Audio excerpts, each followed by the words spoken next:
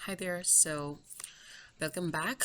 आज है हमारा पार्ट 3 जिसमें मैं आप लोगों को बताऊंगी कि आफ्टर योर मास्टर्स आप लोगों को क्या करना पड़ता है टीचर सर्टिफाइड होने के लिए।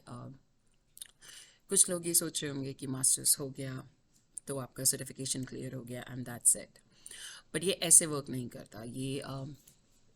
यहाँ पे और भी बहुत स्टेप्स होते हैं जिनमें से नेक्स्ट आप लोगों का आता है कि आप लोगों के पास सब सर्टिफिकेशन होने चाहिए। अब सर्टिफिकेशन का क्या बेस होता है और किस टाइप के सर्टिफिकेशन होते हैं। जब मैंने अपना सर्टिफिकेशन किया तो मैंने मिडिल स्कूल और हाई स्कूल सर्टिफाइड किया। उसके लिए मुझे अराउंड 14 प्रैक्टिस टेस्ट देने पड़े थे और ये भी डिपेंड करता है कि आप किस स्टेट में रह रहे हैं उस प्रैक्टिस टेस्ट के लिए। बट एक जो मैंडेटरी होता है सब टीचर्स को करना पड़ता है, that is called the basic पापा प्रैक्टिस टेस्ट। सो ये जो बेसिक टेस्ट होता है इसमें आप लोगों का, and this is like a first stage. मैं दो डिफरेंट स्टेजेस के बारे में बात कर रही हूँ। जो फर्स्ट स्टेज है आपका, उसमें आप लोगों को क्या करना पड़ता है, उसमें आपको बेसिक पापा टेस्ट करना पड़ता है। उसमें बेसिकली होता क्या है, आपका रीडिंग, आपका राइटिंग, आपका कॉम्प्रिहेंशन, प्लस आपका मैथ, जो आपका वेरी बेसिक होता है, लाइक आई से कि वो K to 8 लेवल का होता है। फिर आप लोगों का आता है the student aptitude and attitude test. So ये 3 तरीके के टेस्ट होते हैं जो आपको फर्स्ट बार में देने पड़ते हैं। और जब आप ये क्लियर कर लेते हैं तभी आप नेक्स्ट स्टेप के लिए मूव ऑन करते हैं, जो कि होते हैं स्टेप 2 टेस्ट। और स्टेप 2 टेस्ट में क्या होता है कि आप डिफरेंट लेवल्स पिक करते हैं। सपोज आप पिक करते हैं K to 4, या आप पिक करते हैं 4 to 8, या फिर आप पिक करते हैं high school Algebra 1, Algebra 2, calculus. बहुत सारी कैटेगरीज हैं, आप अपनी कैटेगरी पिक करते हैं। सो पहले मुझे पता नहीं था और मैंने सोचा कि क्योंकि मेरा बैकग्राउंड जो है वो हाई स्कूल सर्टिफिकेशन से है, मैं हाई स्कूल पढ़ाती थी इंडिया में, तो मैंने सोचा कि आई गो फॉर हाई स्कूल। सो जब मैंने हाई स्कूल सर्टिफिकेशन के लिए प्रिपेयर करना शुरू किया, I was like math is like my thing. But then मुझे रियलाइज़ हुआ कि खाली एक टेस्ट नहीं क्लियर करना, और अगर मैथ के 10 टेस्ट भी होते तो आई वॉज फाइन। बट यहाँ पे बात आती है कि आपको आपका सोशल स्टडीज़ भी क्लियर करना है, आपको साइंस भी क्लियर करना है, आपको मैथ भी क्लियर करना है, आपको ELA भी क्लियर करना है। इंग्लिश यहाँ पे ELA कहलाता है, तो आपको ELA भी क्लियर करना है। और और भी लाइक जितने भी आपके उस लेवल तक के सब्जेक्ट हैं, एक कॉमन टेस्ट होता है, वो आपको क्लियर करना पड़ेगा। तो मुझे था कि ठीक है, कर लूँगी, प्रिपरेशन करूँगी तो कर लूँगी। बट बहुत ज़्यादा लाइक, क्योंकि मैंने सारे सर्टिफिकेशन अपने मास्टर्स के साथ ही करे हैं। मैंने जनरली टीचर्स क्या करते हैं कि वो अपना मास्टर्स क्लियर कर लेते हैं या अपना टीचिंग वाला क्लियर कर लेते हैं, उसके बाद वो धीरे धीरे उन एग्ज़ाम्स के लिए प्रिपेयर करते रहते हैं। क्योंकि आपको क्या करना होता है कि आपको सारे कंटेंट को पढ़ना पड़ता है। सपोज आप हाई स्कूल कर रहे हैं तो आपको लाइक किंडरगार्टन से हाई स्कूल तक का जितना भी सोशल स्टडीज़ का कंटेंट है वो आपको पढ़ना पड़ेगा। और हर प्रैक्टिस टेस्ट में क्या होता है कि आपको उसका बेस मिलता है, लाइक सिलेबस मिलता है एक तरीके से, जिसको आपको करना पड़ता है। अब मेरे केस में क्या था कि मुझे करना था हाई स्कूल सर्टिफिकेशन, और मेरा मास्टर्स भी वही था। मैंने इनिशियली जब स्टार्ट किया था मुझे था कि मैं I will teach high school crowd. But जैसे आप किसी भी नई कंट्री में आते हो तो बहुत सारे कल्चरल शॉक्स लगते हैं आपको, बहुत सारी चीज़ें ऐसी होती हैं जो आपको पता ही नहीं होती हैं। और मुझे लगता है एज अ टीचर मैं आज भी रोज़ कुछ ना कुछ नया लर्न करती हूँ, रोज़। लाइक मुझे लाइक ऑलमोस्ट 5 years हो जाएंगे इस एज ग्रुप के साथ, और स्टिल मैं every day new thing explore कर रही हूँ। तो मैंने डिसाइड किया कि let me do middle school first. क्योंकि मुझे था कि मैं ये करिकुलम बहुत वास्ट है, मुझे अपना मास्टर्स जल्दी कंप्लीट करना है, मुझे सर्टिफिकेशन जल्दी लाना है। सर्टिफिकेशन इसी स्टेप के बाद मिलेगा। आप बेसिक क्लियर करके आप सर्टिफाइड टीचर नहीं बनते हो, आपको बेसिक के बाद ये नेक्स्ट लेवल वाले करने पड़ते हैं। तो मैंने करा। अब इस चीज़ की प्रिपरेशन में मुझे लग गए अराउंड 2.5 month।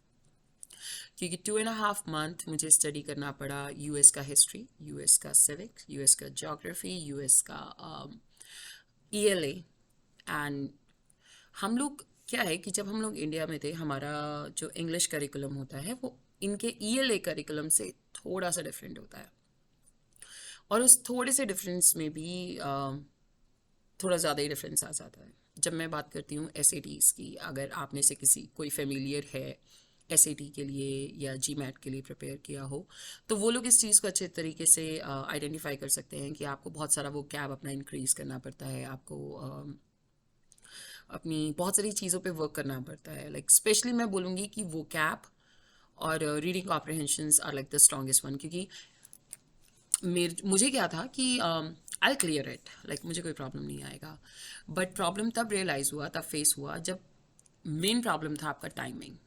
अगर आपके एग्ज़ाम में 40 कॉम्प्रहेंशन पैसेज आ रहे हैं, 40 question, I am good, I can do 40 question, but those 40 question are based on 40 different paragraphs.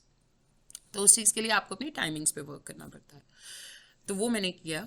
उसके बाद मुझे हुआ कि नेक्स्ट लेवल पे मुझे मूव करना है, तो ऑब्वियसली जो बेसिक वाला होता है वो वेरी बेसिक आता है, वो K to 8 लेवल का आता है। जब आप मिडिल स्कूल में जाते हो तो आपको बोलते K to 8 लेवल का है, बट हमारे करिकुलम से डिफरेंट होता है।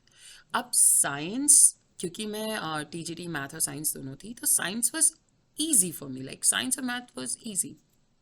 बट जो आपका सोशल स्टडी था, मैं उससे ऑलरेडी इतना स्ट्रेस थी, और मैं बहुत डीप स्टडी करने लगी थी उसके करिकुलम को लेके। मैं बहुत डीप स्टडी कर रही थी और मुझे लग रहा था यार ये कोर्स ख़त्म होने में तो बहुत टाइम लग जाएगा, मैं एग्ज़ाम कब दूंगी। और एग्ज़ाम का भी कॉम्बिनेशन होता है। मेरी यूनिवर्सिटी एक डिफरेंट, मेरी यूनिवर्सिटी के जो स्टेट रिक्वायरमेंट थे वो अलग थे, या अगर मैं जिस भी स्टेट में जाती हूँ उसकी रिक्वायरमेंट अलग होती है। तो आपको हर स्टेट का करना पड़ेगा, जिस भी स्टेट में आप पढ़ा रहे हो वो, जिस स्टेट से आपकी यूनिवर्सिटी है वो दोनों आपको करना पड़ेगा। तो मैंने भी किया। मैंने अपनी यूनिवर्सिटी ने जो रिक्वायरमेंट बताई, उसने बोला आपको लाइक नंबर्स होते हैं, और मुझे अभी numbers on top of my head याद नहीं है, बट आई कैन टेल जिसको भी अगर रिक्वायरमेंट होगी आई टेल। तो वो मैंने टेस्ट, मेरी यूनिवर्सिटी एक मैथ का अलग बताती थी, इधर मेरा स्टेट अलग बताता था, तो मैंने दोनों करे। मैं लाइक कॉम्बिनेशन था। फिर उसके बाद आपका एक आता है जनरल टेस्ट, जिसमें आपका साइंस होता है और आपका मैथ होता है और आपका ईएलए होता है और आपका स्टूडेंट साइकोलॉजी होता है। और इन सब के ना कॉम्बिनेशंस होते हैं अलग अलग। लाइक वन टाइम आपको होगा साइंस और मैथ का कंबाइन, देन आपका होगा ईएलए और सोशोलॉजी का एक कंबाइन, देन लाइक इस तरीके के कॉम्बिनेशन होते हैं उन प्रैक्टिस टेस्ट में। और सबसे वर्स्ट पता है क्या होता है? वो प्रैक्टिस टेस्ट की जो कॉस्ट होती है वो 200, लाइक मिनिमम आई गेस 120 का कोई एक प्रैक्टिस था, फिर 150 का, फिर 200 के, ऐसे प्रैक्टिस टेस्ट होते हैं। और वट एवर स्टेट रिक्वायरमेंट आपको करना पड़ता है, उसमें अच्छा खासा बैंक अकाउंट चला जाता है आपका हर एक प्रैक्टिस टेस्ट को देने के लिए। और जब मैं उन प्रैक्टिस टेस्ट को दे रही थी, तो लाइक मैंने बोला कि मुझे 2.5 से 3 महीने उन प्रैक्टिस टेस्ट को क्लियर करने में लग गया था। क्योंकि आप स्केड्यूल भी जब करोगे तो आपकी अवेलेबिलिटी भी होनी चाहिए। मैं वर्किंग थी, तो मैं अपनी कन्वीनियंस के अकॉर्डिंग लेट नाइट में लेना चाहती थी, और ये प्रिविलेज था कि आप लेट नाइट में ले सकते हो।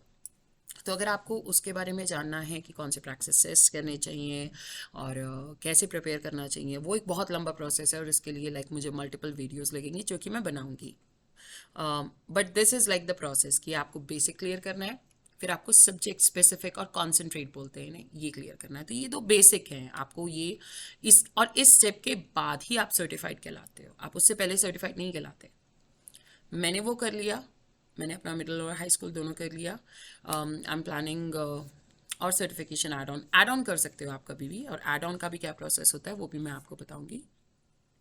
और जब भी आप अगर आप लोग डिपेंडेंट वीज़ा पे हैं, आपके हस्बैंड की मूविंग जॉब है, आपको स्टेट मूव करने पड़ते हैं, तो जिस भी स्टेट में आप जाते हो आपको उसका सर्टिफाइड होना पड़ता है। वो भी एक प्रोसेस है जो हम लोगों को करना पड़ता है। एंड इट्स लाइक नॉट सिर्फ हमको, जो इवन यूएस सिटीजन्स हैं उन्हें भी ये करना पड़ता है। और आई एम टेलिंग यू, जो प्रैक्टिस एग्ज़ाम्स होते हैं they are hard, they are not easy. और अगर मैं किसी को भी एडवाइस करती हूँ और अगर किसी को टीचर बनना होता है तो मैं हमेशा एडवाइस करूँगी कि आप ना पहले एलिमेंट्री करो, K to 4 करो, क्योंकि उसका सोशल स्टडी, उसका साइंस, उसका मैथ फिर भी ईजी पड़ता है as comparative to middle school के, क्योंकि उसमें आपको हो जाएगा, डेफिनेटली हो जाएगा, टाइम लगेगा, मेहनत लगेगी ज़्यादा। तो अगर आपके पास बहुत ज़्यादा टाइम है, करिए। और दूसरी चीज़, लास्टली जो मैं बोलूँगी, ये सर्टिफिकेशन जो होते हैं ये एक्सपायर हो जाते हैं। सो एवरी 3 ईयर 5 ईयर आपको वो रिपीटेडली टेस्ट देने पड़ते हैं। सो लाइक $1000s आपके इसी चीज़ में चले जाते हैं। तो अब इसके बारे में मोर इन्फॉर्मेशन मैं आपको बाद में बताती हूँ। आप क्वेश्चन करिए, कमेंट्स करिए, आपकी क्या रिक्वायरमेंट है, आप किस स्टेट में रह रहे हैं, या अगर आप लोग यूएस आके टीचर बनना चाहते हैं तो उसका क्या प्रोसेस है उसके लिए। And keep continue watching and supporting me, and this is Miss Sharma. Everyone call me Miss Sharma over here. Signing out. Please leave comment, and it really make a difference when you're doing that. See ya. Bye.